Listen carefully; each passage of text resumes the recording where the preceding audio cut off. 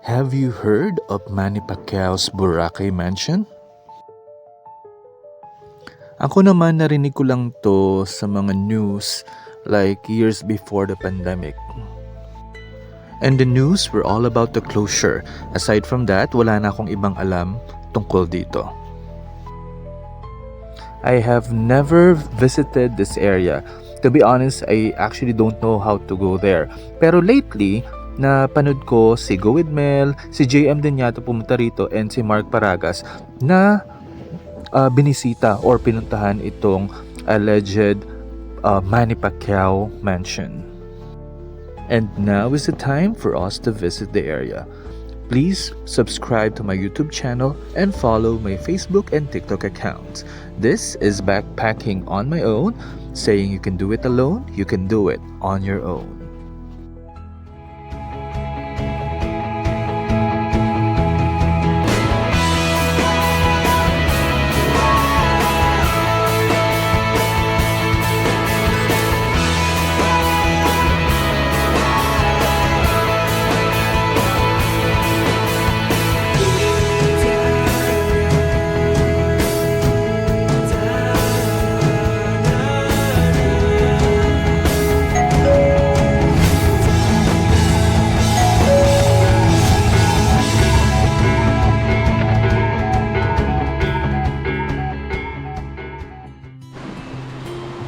Recording.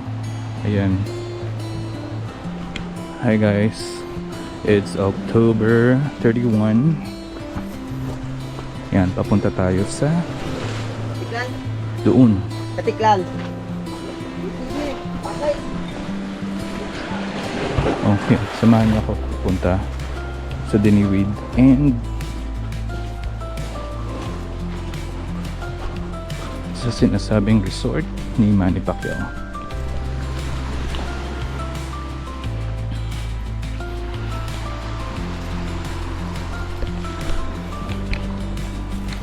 Time check. It's 6, almost 7 in the morning.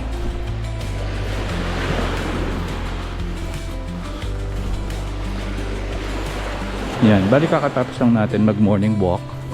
Tapos morning walk from the mall station 2 up to here. Tapos nag-ananda din tayo na sagot tayo ng mga frequently asked questions.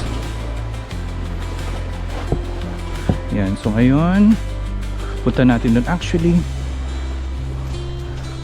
hindi ko siya yung talagang ni-research yung specific details kung paano. So parang magna-navigate tayo. Anyways, napanood ko si Go With Mel going there. Then medyo siguro magtatanong tayo. Kasi yun, yun. Okay, so ito na magiging guide niyo.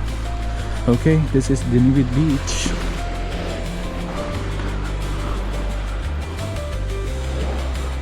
Ayan, Dini Beach. Yung nag-iisang restaurant. Nandito tayo mag-sunset tomorrow. Ayan.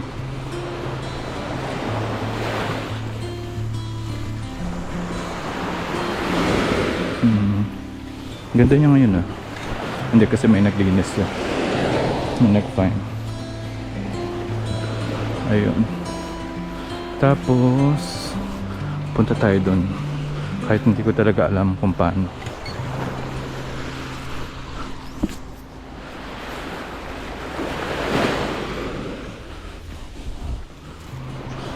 Thank God, maganda ang panahon ngayon. Oh, tapos meron doon accommodation. Sana hindi siya close.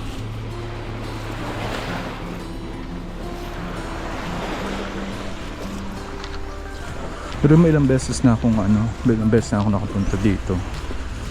Though nakikita ko naman yan, pero hindi ko naman alam na merong daanan or papunta doon.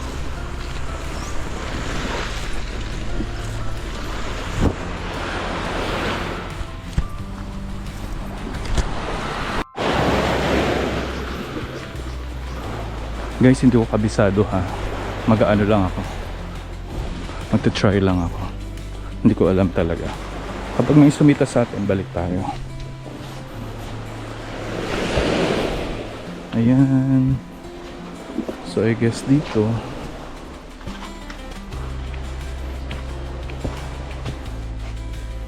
parang ganito yung dun sa kabila bago tumawid ng mini keyhole. Tingnan natin kung may daanan. May daanan ba? Oy, wala. Dapat dun tayo sa ano. Dapat dun tayo sa baba.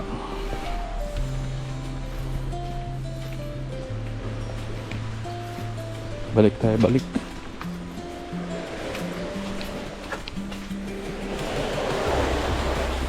Lord, pag naman tayong mahulog or madisgrasya, dito tayo tatawid sa mas safe. Yan, baka mamaya tayo pa ang mag-cause ng pagguho nito. Yep, dahan-dahan. So I guess papunta dun.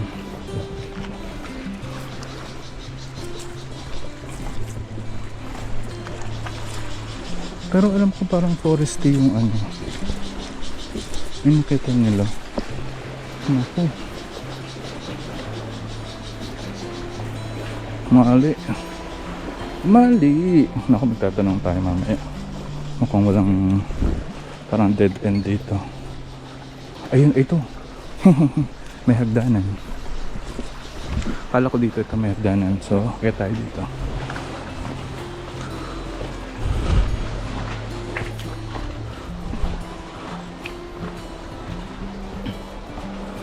Record ko na to. Kakat ko na ba? Ko na ikakat. Ayun. Tapos tapos saan tayo pupunta? Next. Ito. Ayun. May hagdan.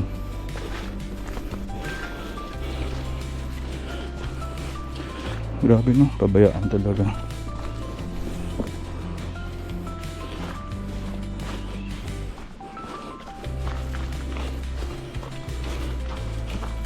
Ayun, ingat-ingat lang sa mga ganyan. Huwag magmadali, magdahan-dahan. Ito na yan. Oh, mayroon pang anuhan dito. Oh, diba? Oh, may view.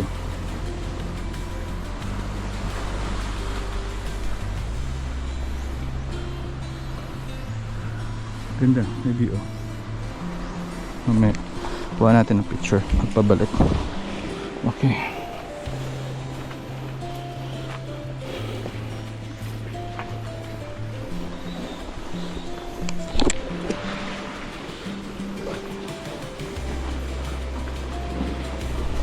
Aray ko po. Ganda rin to, no? Kung natuloy ito na ano, yan, may butas. Naku po. One big hop. Tapos dito tayo.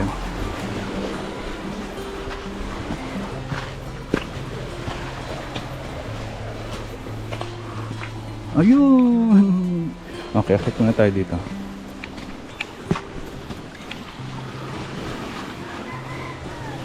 Oh, may hagdanan pa pababa.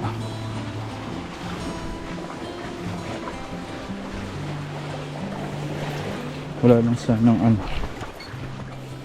ka maka-encounter.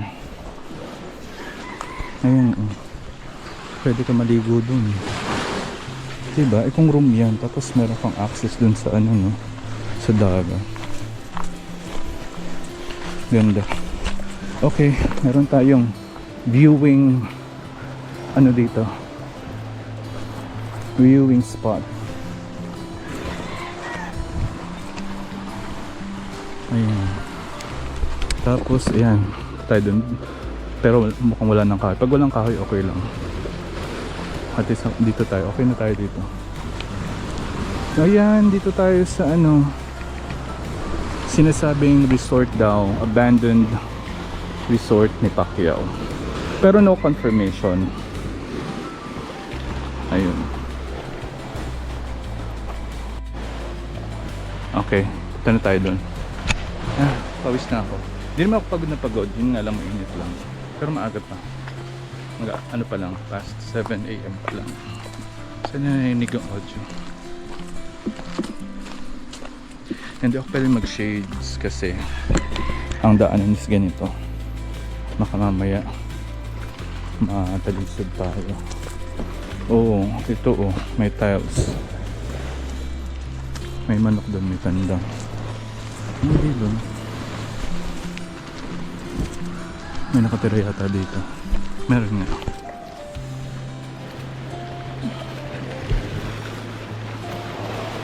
Tingnan natin kung may tao. Ay, tapos yung ibang nag-island hopping doon dumadaan. Sino ba yung napanood ko na nag-vlog kasama ng island hopping?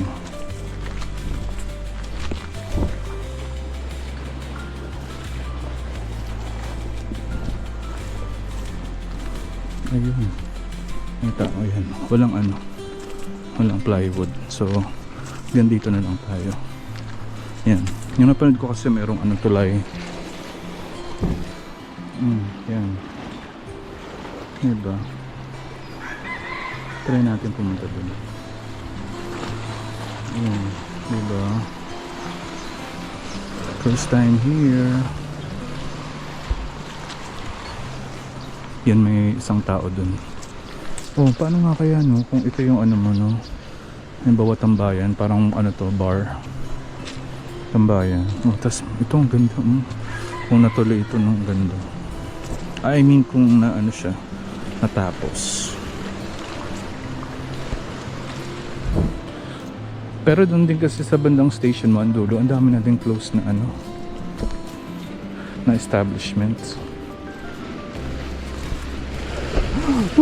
Ito ang medyo na lulula ako pang mga ganito.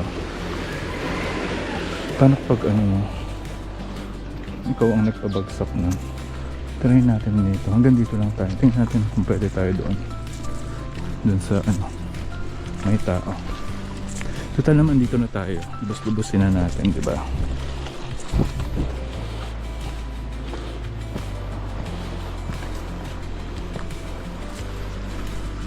Wala na. Ay, namimingwit siya. Ayoko, walang harang. Hindi ako pupunta ng malapit. Alam niyo yung kapag nalula kayo, parang kinikiliti yung talampakan niyo. Tapos yung tuhod niyo parang lumalamig. Ayun, namimingwit siya.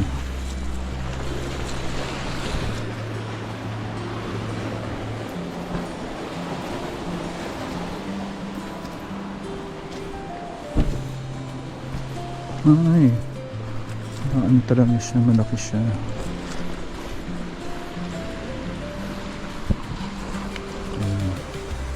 Kung nakalive ba siya.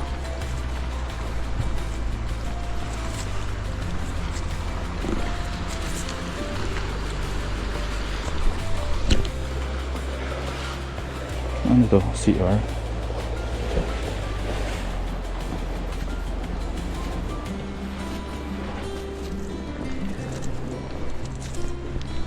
Live siya.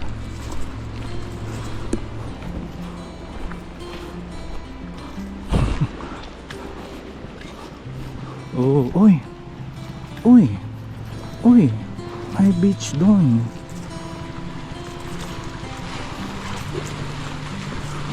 Ang ganda sangka. Paano ka may sariling dito, beachfront dito, mabato nga lang. May beach dun Dito tayo. Kaya lang pang mangingisda lang yata yun. Sige, dito tayo. 4 minutes na. Cut ko muna yung video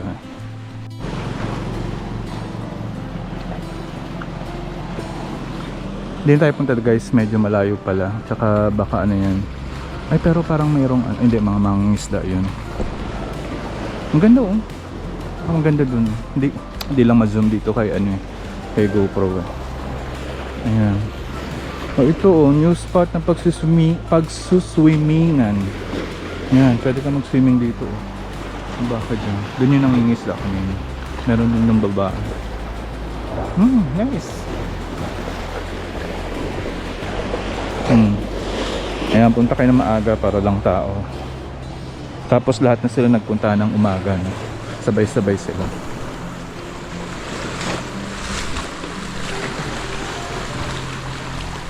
Okay, cut muna natin ang video.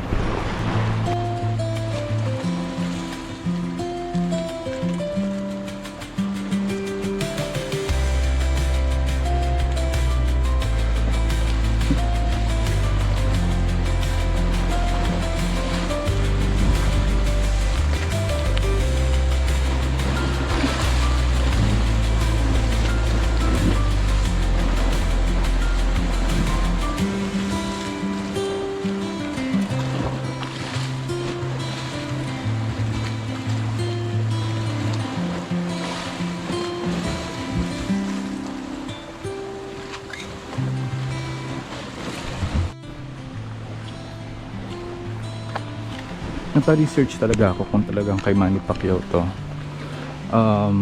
Merong article sa Philippine Star way back 2011. According here, yung local government daw ng Malay pinadlock yung ito, West Cove Hotel. And yeah, said to be owned by boxing champ Manny Pacquiao. Pero ang sabi naman dun sa Facebook post, hindi daw kay Manny Pacquiao to. Okay, and this one is considered to be the most dangerous building daw or resort here in Boracay. It's located in a cliff in Sitio Diniwid, Barangay Yapak in Boracay. Yan, closure nito noong 2011, operated by West Coast Management Philippines Incorporated. Oh yeah. Sariasa said the office of the mayor also questioned West Coast Hotel's offshore development and the erection of concrete structures on the coast which supposedly imperil the fragile ecosystem in the resort islands. Okay, so environmental issue. Kaya siya pinaklose. Which is very, evident naman.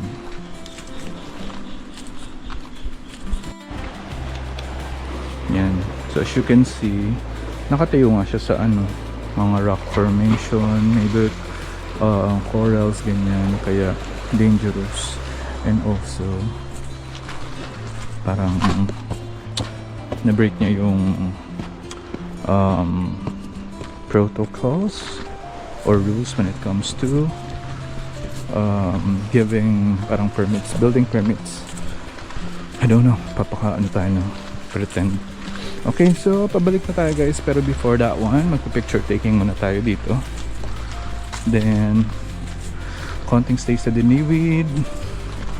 Then let's see, baka mag-trek na ako pabalik ng short time, kasi nga mag-check out na tayo doon ng 12, tapos dito na tayo sa Stations 2 mag-i-stay. Picture muna ako dito.